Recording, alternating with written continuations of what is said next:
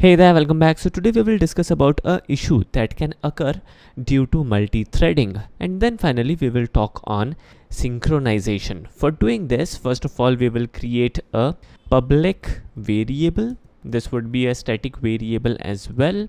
The name of this variable could be like counter, and this would be an int entity. We will initialize this variable with 0. Pretty simple, right?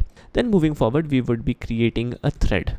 And in order to making use of thread, we will make use of runnable interface. So we will type in new thread, and in between pair of parentheses we will make use of instance of runnable interface. So in here I will type in new runnable, and we will override the run method, and inside the run method we will have a for loop.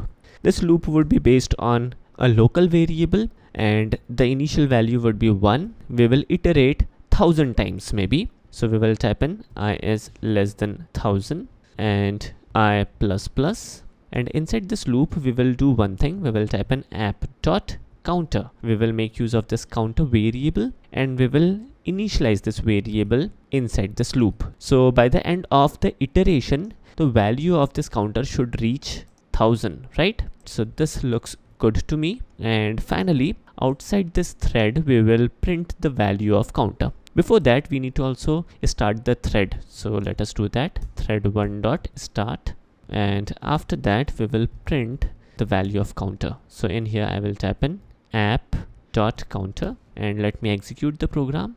And the counter value is 0. Why? Because we are simply printing the value of counter before the complete iteration of the thread. As a result, we are not able to see the exact value of counter. So we will again make use of a trick. We will sleep the main thread for a couple of seconds. So I will type in thread.sleep. So we will sleep the main thread for maybe 2 seconds, which would be 2000 milliseconds. And now we will get a perfect result. And here is the value of counter, which is cool, right? So in here, let me add in a yet another message, which will make the output even better. The value of counter is. Alright, so this looks good. Now let me do one more thing. Let me copy this code and let me paste it in here once again. The name of the thread would be like thread2 this time, and we will be doing the exact same thing. We will simply increment the counter for next 1000 times. This means that after both of these threads ends, the value of counter should reach 2000, right? So let me do that. So in here I will type in thread2 dot start. So this is good. Let me format things a little, and now if I execute the program, then we would be able to see the value of counter is nothing close to 2000, rather it is slightly above 1000. Now if you may debate with me that it might happen that the execution of both of these threads are not over in these 2 seconds, and before the execution of both of these thread we are checking the value of counter, then again let me do one thing. After the execution of this loop, let us print one message real quick, and that will ensure that both of these threads are done processing and done incrementing the value of counter, right? So in here we will type in the loop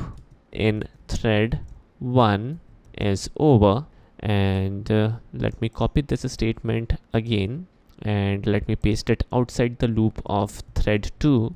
Right, so if we are able to see these messages on the console, this means that the loop inside thread 1 and thread 2 are over, and then only we are able to see these messages. And if we are seeing these messages after displaying the value of counter, then definitely there is some issue in the logical part. So in here, first of all, we are able to see these 2 statements, and messages are from thread 1 and thread 2, which is cool. But friends, there is a catch in here. The value of counter is not 2000. There is some issue going on. For example, in here the value is 1242. If I execute this once again, the value will change.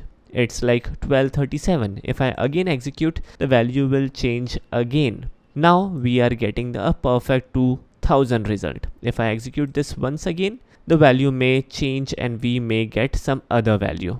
Let me execute it a couple of times. Here we go. So the value is like 1221. Now why we are getting different values different time? There is a specific reason behind it.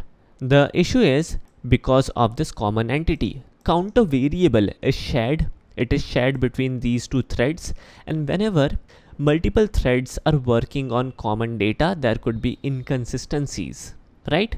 For example, in here the counter is giving us inconsistent result. The counter is not consistent, and this may trouble you. This may give us unexpected result. Now what is the solution of it? The solution is synchronization. Synchronization is a concept of a restriction. We can apply some restriction on element. For example, in here we can apply some restriction on this variable itself, and we can tell Java that this particular element is a synchronized element. What is a synchronized element? Synchronized element will restrict multiple threads to work on the specific element simultaneously. And for example, if we restrict these two threads to modify this element simultaneously, then every time you will get a proper and a perfect result of 2000. Now, what are the type of synchronization? How synchronization could be applied in your program is something which we will discuss in detail in our forthcoming videos. Hope you guys enjoyed this video and got the exact point which I was trying to convey. What is the issue and why synchronization needs to be applied in certain scenarios. Thanks for watching.